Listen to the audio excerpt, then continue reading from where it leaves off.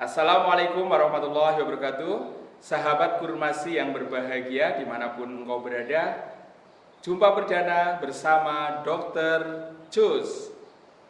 Karena sehat itu nikmat. Oke, pada acara Dr. Cus yang perdana ini akan menampilkan narasumber yang sangat berkualitas. Antaranya dari pakar kesehatan, yaitu beliau Dr. Suharno SPPD KGEH Finasim, yang luar biasa. Selamat datang.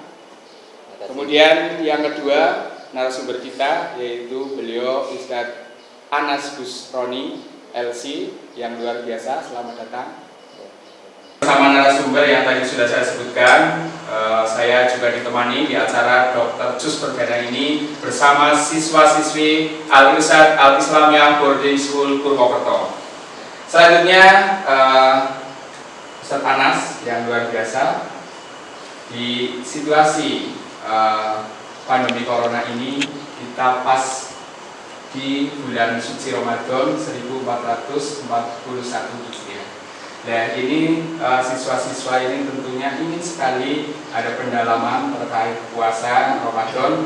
Dan mengapa kok ini puasa sudah diperintahkan oleh Allah sejak dulu? Ini mungkin bisa dipaparkan oleh Ustadz Anas.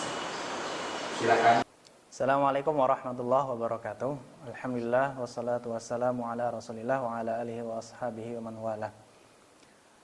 Sahabat Kurmasi, puasa merupakan ibadah ruhiyah yang sudah ada sejak zaman dahulu, yang mana itu sudah dilakukan pada umat-umat terdahulu, sebagaimana dalam firman Allah Al-Baqarah ayat 183 yang sudah kita hafal semua.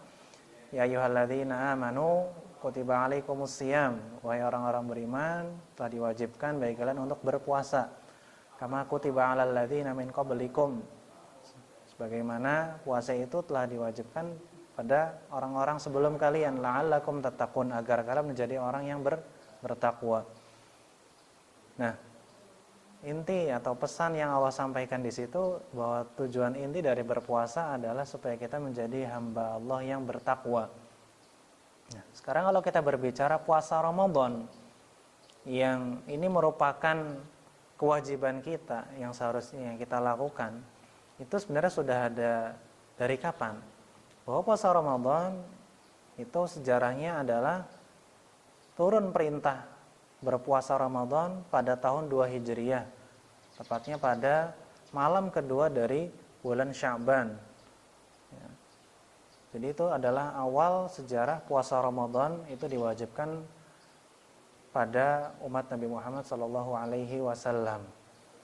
Nah, sekarang kalau kita berbicara terkait puasa ini, apakah ada manfaat dari berpuasa itu sendiri?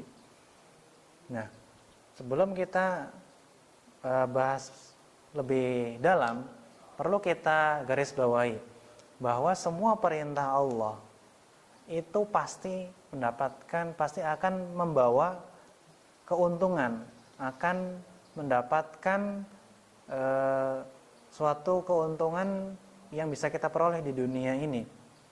Nah, kalau seandainya ada orang yang berpuasa dengan tujuan, saya pengen biar langsing diet lah, saya pengen berpuasa supaya racun-racun pada tubuh saya hilang. Nah, hal seperti itu patut kita hindari. Kenapa? Karena itu tercela. Kenapa bisa tercela? Karena tujuan dia berpuasa adalah hanya untuk tujuan dunia saja, dan itu tercela. Sebagaimana yang Allah firmankan dalam surat Hud ayat 15 hingga 16, ya, bahwa orang yang menginginkan dunia, kehidupan dunia, menginginkan apa yang dia inginkan selama di dunia ini, maka Allah itu akan cukupi semua. Ya.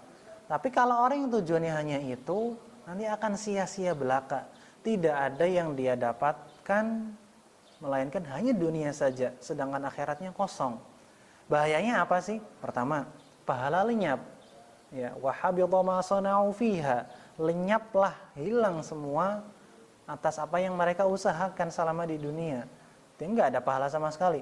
Dan yang lebih kita khawatirkan apa? Dikhawatirkan orang yang tujuannya hanya seperti itu, apalagi dia lakukan terus-menerus, dia bisa terjerumus ke dalam kesyirikan.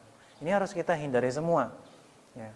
Kita bisa contoh, generasi terbaik umat ini yaitu para sahabat. Mereka luar biasa. Ketika ada suatu perintah turun, mereka langsung sami'na wa ata'na tanpa mempertanyakan ini rahasianya apa sih, hikmahnya apa sih, manfaatnya ini.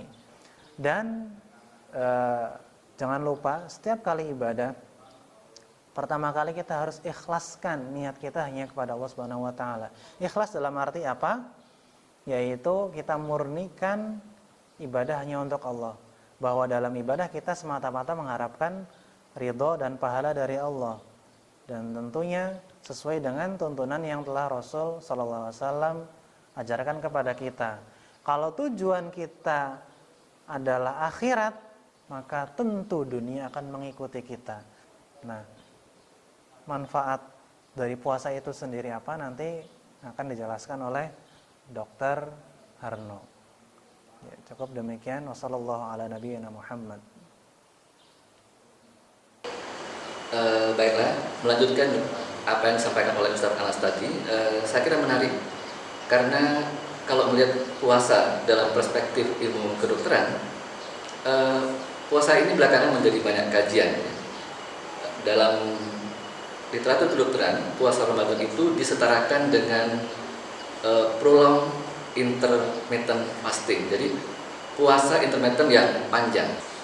Nah, beberapa penelitian menunjukkan bahwa puasa itu ternyata karena yang terjadi dalam puasa adalah mekanisme untuk membatasi asupan kalori, makan, minum, dan juga ada upaya untuk mengendalikan diri. Misalnya selama puasa kita tidak boleh makan minum, tidak boleh melakukan hubungan suami istri. Jadi di samping menahan kalori yang masuk, tapi ada upaya untuk mendidik para pelaku puasa untuk bisa menahan diri terhadap hal-hal yang bahkan halal sekalipun.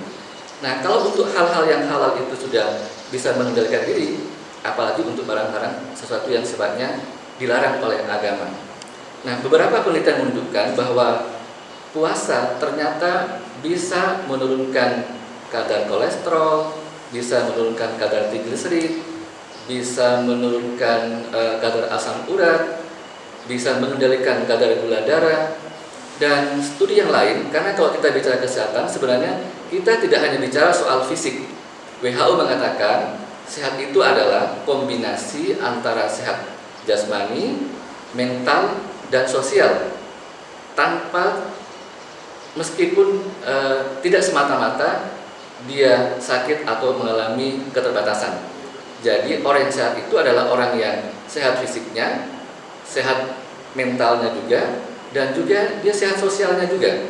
Nah, semua unsur-unsur yang oleh WHO dinyatakan sebagai definisi sehat itu bisa dicapai oleh para pelaku puasa kalau puasa itu dilakukan dengan benar dan sehat juga. Apakah ada puasa yang tidak sehat? Tentu. Atau apakah ada puasa yang tidak benar? Tentu. Karena ada banyak hadis mengatakan bahwa kadang-kadang orang berpuasa itu malah dia tidak mendapatkan apa-apa selain haus dan lapar saja. Jadi ada banyak panduan-panduan dalam menjalankan puasa yang ditinjau dari aspek kesehatan,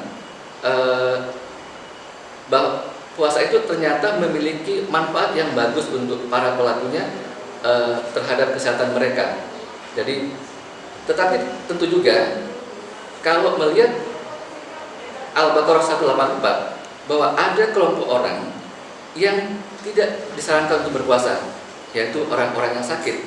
Hanya saja kita tidak boleh menggunakan alasan sakit ini untuk tidak berpuasa. Tidak semua sakit tidak boleh berpuasa. Ada beberapa penyakit yang tidak disarankan untuk berpuasa. Misalnya orang yang melakukan cuci darah, gagal ginjal, cuci darah secara teratur 2 kali seminggu misalnya, orang gagal jantung yang berat, orang kencing manis yang membutuhkan insulin dalam dosis yang besar, orang yang sedang mengalami penyakit infeksi akut. Misalnya sekarang kita hidup di era pandemi corona, orang-orang yang sedang dirawat karena penyakit COVID-19, maka tentu tidak disarankan berpuasa. Di samping juga beberapa penyakit yang lain, termasuk ibu hamil, menyusui juga tidak disarankan untuk berpuasa kalau itu akan membuat berat bagi dirinya. Nah, yang menarik adalah kita sering mengamati dalam praktek sehari-hari bahwa kadang-kadang puasa itu adalah seperti memindahkan makan di pagi hari menjadi pesta di saat iftar, gitu ya. Jadi saran saya, ikutilah panduan Rasulullah saat iftar. Minumlah air putih, kalau ada kurma lebih bagus dengan jumlah yang ganjil, kemudian diikuti dengan air putih ya. Tetapi ingat bahwa kurma itu tidak setara dengan minum sirup yang manis itu ya. Karena terlalu banyak mengkonsumsi minuman yang terlalu manis, dia akan menekan hormon opresin namanya. Hormon opresin ini kemudian membuat orang jadi ngantuk juga dan lelah. Jadi yang disarankan saat iftar adalah makanan-makanan yang seimbang, karbohidratnya cukup, protein cukup, dan kalau bisa banyak serat, agar kita mendapatkan manfaat puasa yang sehat. Dan ingat bahwa kita puasa bukan semata-mata itu. Seperti kata Ustadz Anas, puasa itu adalah perintah, undangan spesial hanya untuk orang-orang yang beriman. Bahwa ada manfaat kesehatan, itu adalah persoalan yang lain. Jadi jangan menyanyikan puasa, terutama untuk para ABG berpuasa agar kurus misalnya, bukan itu niatnya. Jadi semata-mata kita memang menjalankan perintah Allah yang dituangkan dalam Al-Baqarah 183. Alhamdulillah, luar biasa sekali kepada dua narasumber yang hebat-hebat. Tadi Ustadz Anas Busroni dari sisi keagamaan, ilmunya sudah luar biasa, menyampaikan tentang sejarah puasa dan pentingnya puasa dari tinjauan Islam ya. Selanjutnya tadi dari beliau Dr. Harno yang sudah memaparkan pentingnya puasa dan kesehatan. Itu seperti apa? Tentunya anak-anakku tadi sudah sangat pengen sekali bertanya, dan jangan khawatir. Pertanyaannya dijawab dengan keilmuan yang tidak berbobot. Beliau ini sangat berbobot. Beliau adalah Dr. Suharno, dan Dr. Suharno ini adalah lulusan dari UGM, yaitu sebagai dokter spesialis, serta dokter umum lulusan tahun 95 UNS, dan beliau juga sebagai konsultan gastro dan juga ketua PABDI cabang Purwokerto. Ya, selanjutnya untuk anak-anakku yang ada di studio ini, silahkan bertanya apa yang ingin kalian tanyakan saja, karena tadi sudah saya sampaikan bahwa insya Allah apa yang kalian tanyakan insya Allah akan dijawab dengan sempurna oleh beliau berdua. Silakan untuk yang pertama, siapa? Ya, silakan. Assalamualaikum warahmatullahi wabarakatuh. Nama saya Ahmad Wasabul Haq, kelas 2 SMA, dan saya ingin bertanya kepada Pak Dokter, begini, di situasi pandemi corona ini, kita sebagian besar sekolah di Indonesia menerapkan pembelajaran secara online atau pembelajaran di rumah, dan kurang lebih kita sudah menjalankan selama 2 bulan. Nah, sekolah memberikan tugas-tugas yang sangat banyak kepada kita semua, dan kita lakukan pelarian dengan cara memakan cemilan atau memakan makanan berat, namun tidak diimbangi dengan olahraga yang cukup. Dan saya khawatir ini akan mempengaruhi pada kondisi tubuh saya. Jadi baiknya bagaimana ya? Oke, pertanyaan yang baik sekali tadi itu Mas, apa namanya tadi? Fawas ya, katanya ngemil terus ini. Ini pengaruh nggak terhadap kondisinya Mas Fayas? Ini dari tinjauan Pak Dr. Harno bagaimana? Saya kira pertanyaan yang bagus Pak Fayas, bahwa era pandemi ini membuat orang selalu bekerja di rumah, belajar di rumah. Memang akan ada rasa jenuh, ya, karena sehari-hari biasa berinteraksi dengan teman-teman sekolah, kemudian sekarang hanya berhadapan dengan laptop, dengan handphone untuk menjawab menunaikan tugas-tugas sekolah. Namun godaannya kemudian mungkin akan lari ke makan-makan kecil, dan sebenarnya ini juga tidak bagus ya, karena kalau kita terbiasa banyak makan cemilan, makan kecil, pelan-pelan bisa menaikkan berat badan. Dan untuk menghilangkan rasa bosan itu, maka tentu mesti ada kegiatan-kegiatan lain, misalnya berolahraga yang ringan, ya. Kalau di rumah ada alat fitness, ya, lakukan olahraga-olahraganya untuk mencegah kita kemudian mengalihkan rasa bosan itu menjadi makan-makan kecil. Ya, oke. Mas Fayaz tadi jelas sekali ya. Berarti sekarang saatnya masih tetap memil atau mau fitness atau seperti apa? Silahkan, tadi sudah sangat jelas jawabannya ya. Selanjutnya siapa lagi nih yang mau? Oh nih, luar biasa ini dari posisi sebelah kanan saya ini antusias sekali, tapi di sini juga tidak kalah. Nah ini Mas Sultan ini kayaknya ya. Assalamualaikum warahmatullahi wabarakatuh. Perkenalkan, nama saya Sultan Fahmi Altuai, saya dari kelas 9A APS. Saya ada pertanyaan Ustadz, kalau saya di boarding, setiap habis subuh ada kegiatan untuk halakoh, jadi tidak memungkinkan lagi untuk tidur. Tapi kalau saya di rumah banyak godaan untuk tidur di pagi hari, apalagi sekarang puasa, lebih ngantuk. Bagaimana menurut Antum Ustadz? Pertanyaan bagus tadi dari Akhil Sultan. Ya, memang di bulan Ramadan ini kita sedang berpuasa. Memang banyak orang memanfaatkan waktu untuk tidur. Nah, banyak orang yang salah kaprah menjadikan syahrul shaum seperti syahrul naum. Puasa, bulan berpuasa menjadi bulan untuk tidur. Nabi SAW pernah mendoakan kepada umatnya, Allahumma barik fi ummati fi bukuriha. Ya Allah, berkahilah umatku pada waktu pagi. Nabi SAW telah mendoakan kepada kita supaya kita di waktu pagi itu menjadi berkah dengan kita melakukan aktivitas, melakukan suatu kegiatan yang bernilai positif. Nah, kalau kita terbiasa dengan tidur pagi, apakah kita akan mendapatkan keberkahan di pagi hari? Nah, kalau kita biasakan tiap pagi itu tidur, tentunya hanya mendapatkan kerugian. Maka bagi ahli Sultan, silahkan bagaimana yang akan antum jalankan supaya hari-hari antum tetap produktif, ya. Kurangi tidur yang berlebihan. Ya, kita capek butuh tidur, namun kita sesuaikan, kita atur waktunya. Apalagi waktu pagi itu termasuk waktu dimakruhkan untuk tidur.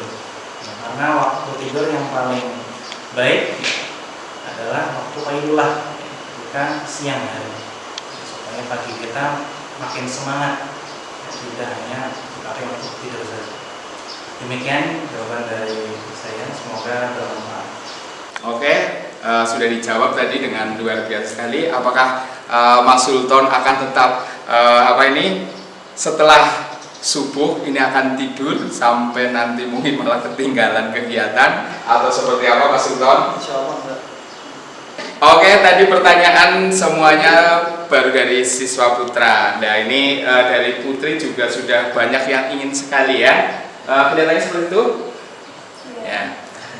Ini nanti siapa yang mau bertanya narasumbernya silakan nanti pilih ya. Mau Dr. Harno atau Ustadz Anas. Silakan yang putri siapa? Assalamualaikum warahmatullahi wabarakatuh.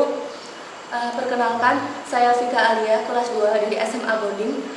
Jadi begini dok, saya ketika sore itu jarang makan, paling hanya minum air putih saja. Sebenarnya perlu tidak kita makan berat ketika sahur, dan menurut dokter sebaiknya seperti apa? Mbak Vika, saya kira itu pertanyaan yang bagus ya. Tetapi kalau kita itu aturan syariah tentang puasa Ramadan, sebenarnya melakukan sahur itu adalah sangat dianjurkan. Ya. Kita tahu bahwa puasa itu adalah kegiatan di mana kita membatasi kalori yang masuk. Kalau seseorang itu tidak makan sahur, tentu akan sangat berat nantinya menjalankan puasa itu. Jadi sebaiknya tetaplah makan sahur, dan disarankan makanan yang kita makan itu adalah makanan yang karbohidrat yang berserat tinggi, tentu juga ada proteinnya, dan hindari makanan-makanan yang spicy ya, yang misalnya yang pedas atau terlalu bersantan, karena itu akan membebani ke tubuh kita. Jadi kalau menurut saya agar kita bisa optimal menjalankan puasa, sebaiknya tetap makan di saat sahur, karena itu juga sesuai dengan sunnah Rasulullah. Amal itu menjadi kemudahan, bukan kesulitan. Jadi kalau seseorang itu tidak makan sahur, bahkan ada juga yang mungkin tidak berbuka puasa, menurut saya agak bertentangan dengan fitrah kita, karena bagaimanapun juga sekuat-kuatnya orang, dia juga butuh makanan. Tubuh kita itu butuh protein, butuh karbohidrat, butuh cairan. Nah, kalau kita tidak makan dalam waktu yang panjang, saya kira kita agak mendolimi kepada diri kita sendiri. Jadi ikutilah tuntunan Rasulullah tentang puasa, di mana salah satunya adalah adanya anjuran untuk melakukan mengkonsumsi makanan saat sahur. Saya kira itu tambahan dari saya. Oke, tadi jawaban dari Dr. Harno kepada Mbak Vika, yang Mbak Vika sengaja ketika sahur itu hanya air putih saja, tapi setelah tahu perintahnya dan memang sesuai kesehatan, tentunya akan berusaha untuk menambah makan, tidak hanya minum saja ya dok ya. Nah, kalau dari tinjauan Ustadz Anas bagaimana? Ya, kalau ditinjau dari sisi agama Islam, bahwa pada sahur sendiri itu di sana terdapat keberkahan, bagaimana yang dikatakan Nabi SAW, "Saharu fa inna fis sahuri barakah." Bersahurlah karena dalam sahur itu terdapat keberkahan. Apa sih berkah itu? Berkah adalah sesuatu yang bertambah dan berkembang menjadi banyak. Nah, tentunya kalau kita sahur, tentunya kan tadi sudah sempat disinggung dari segi kesehatan, bahwa ketika berpuasa, kalau sahur tentunya kita menjadi semakin kuat. Ketika berpuasa tidak lemes seperti itu. Nah, makanya sebisa mungkin ya kita ketika sudah bangun tidur ya kita bersahur. Jangan kita tinggalkan sahur tersebut. Nah, lalu bagaimana? Dari perintah Nabi suruh bersahur, apa yang kita makan? Nah, Nabi SAW juga telah menganjurkan kepada kita selaku umatnya, dalam bersahur itu juga kita dianjurkan untuk pertama makan beberapa butir kurma, karena memang di kandungan kurma tersebut ya terdapat sesuatu yang baik untuk tubuh kita. Lalu bagaimana kalau hanya seteguk air? Nabi SAW juga mengkategorikan bahwa itu juga masuk dalam kategori sahur. Jadi nggak masalah kalau hanya minum air, tapi sebisa mungkin jangan hanya minum air saja, karena kita berpuasa seharian siang hari itu kan durasi agak panjang. Karena kalau kita hanya mengandalkan air, tentunya itu tidak akan cukup. Jadi demikian pemahaman dari saya. Dr. Jus, Karena setiap itu nikmat. Oke, ternyata antusias dari siswa-siswi Alisat Al-Sinawar Boarding School di acara talkshow Dr. Jus kali ini luar biasa sekali, dan sayang sekali ini tinggal 2 pertanyaan untuk 2 siswa. Jadi silahkan yang mau bertanya, ini saatnya untuk memberikan pertanyaan kepada para narasumber. Ini putra dulu, putri dulu. Saya Ustadz. Ya, silahkan. Terima kasih. Assalamualaikum warahmatullahi wabarakatuh. Waalaikumsalam warahmatullahi wabarakatuh. Perkenalkan, saya Farhadika dari kelas 2 SMA Boarding. Di sini dokter, saya mau bertanya, kebanyakan orang Indonesia itu ketika makan besar itu setelah maghrib. Tapi menurut ilmu kesehatan, ketika makan besar itu lebih baik setelah maghrib atau setelah isya. Terima kasih. Terima kasih Mbak Farhadika. Jadi soal makan ini memang tiap budaya itu berbeda-beda. Tetapi dalam konteks puasa Ramadan, memang sebaiknya setelah kita membatalkan puasa, mungkin jangan langsung makan berat dulu. Ya. Setelah batal, mungkin makan kecil. Terus setelah itu baru dilanjutkan sholat maghrib. Setelah itu baru kita mulai dengan makan besar. Tapi pesan saya satu, seperti tadi saya sampaikan di awal, bahwa hindarilah untuk mengkonsumsi makanan dalam jumlah yang terlalu besar, ya. Karena perut kita itu tidak punya kapasitas tertentu. Dan yang kedua, susunan dietnya itu sebisa mungkin lebih banyak mengandung makanan yang berserat agak tinggi, ya. Jadi karbohidrat boleh, protein boleh, menunya harus seimbang, tetapi hindari terlalu tinggi protein atau terlalu tinggi karbon. Karena kombinasi yang terlalu berlebihan ini nantinya bukannya membuat orang menjadi memiliki tenaga yang kuat, justru akan membuat orang tambah ngantuk malah ya. Padahal selama Ramadan itu banyak amalia-amalia yang mesti kita kerjakan. Jadi kita tidak hanya puasa, tetapi rangkaian kegiatan amalia cukup panjang yang bisa kita kerjakan, dan itu membutuhkan energi yang bagus dan stamina yang bagus juga. Kalau terlalu manis, terlalu tinggi karbohidrat, orang akan cenderung ngantuk sehingga mungkin akan terasa lebih malas nantinya. Sehingga kita akan banyak meninggalkan kegiatan-kegiatan sunnah yang itu sangat penting dikerjakan selama bulan Ramadan. Saya kira tanggapan dari saya. Nah, tadi apa yang disampaikan oleh jawaban Dr. Harno bahwa merubah opini saya juga ini. Ternyata ketika habis puasa ini tentunya kan kosong.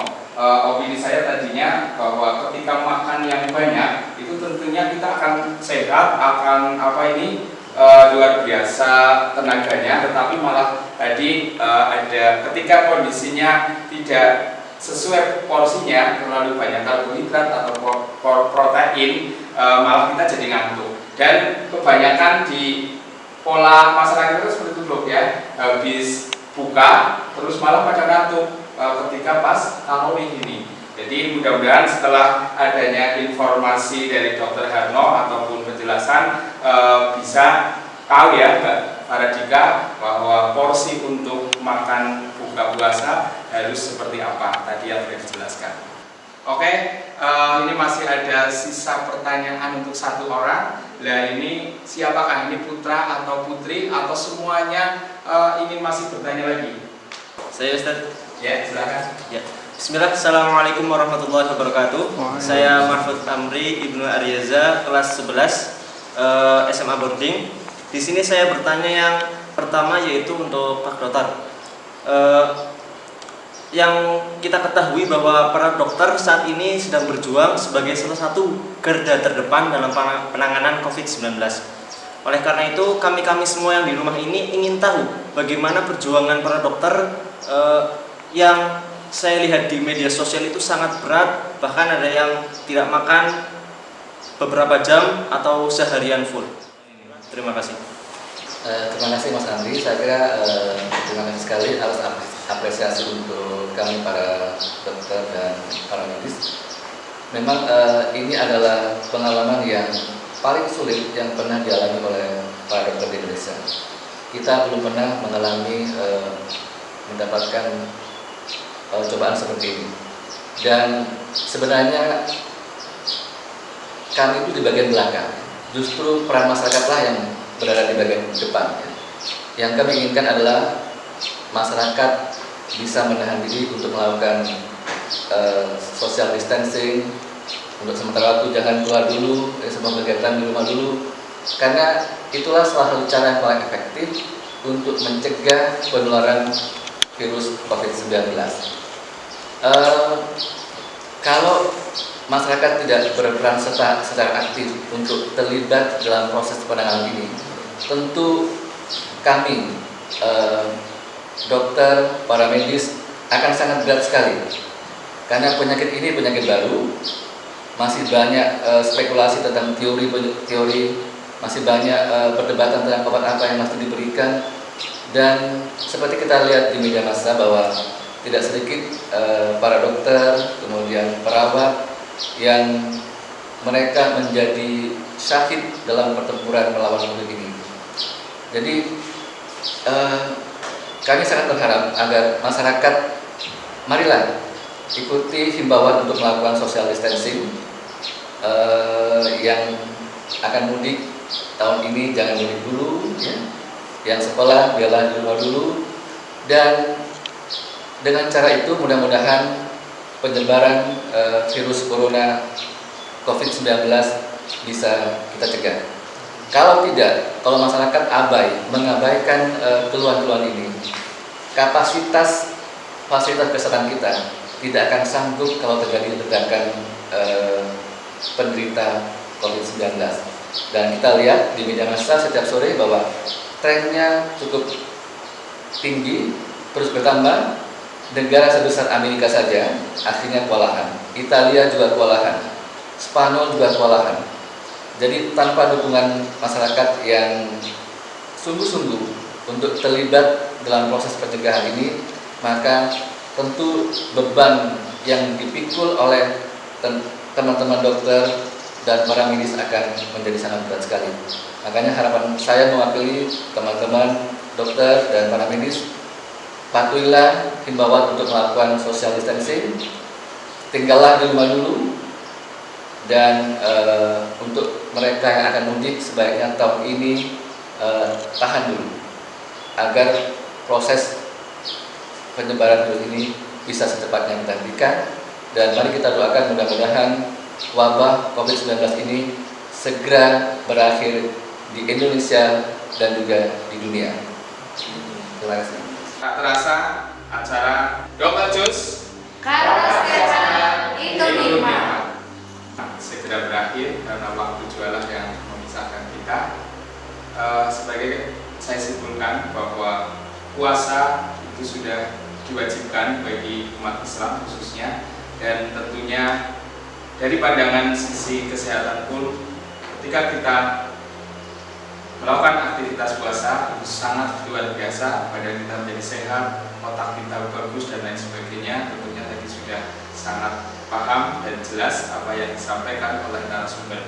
Sahabat Kurmasi, semoga tayangan ini bermanfaat bagi kita semuanya. Sahabat Kurmasi, stay safe, stay at home. Stay safe, stay at home. Stay safe, stay at home. Stay safe, stay at home. Wassalamualaikum warahmatullahi wabarakatuh. Thanks for watching video. Don't forget like, share, comment, and subscribe.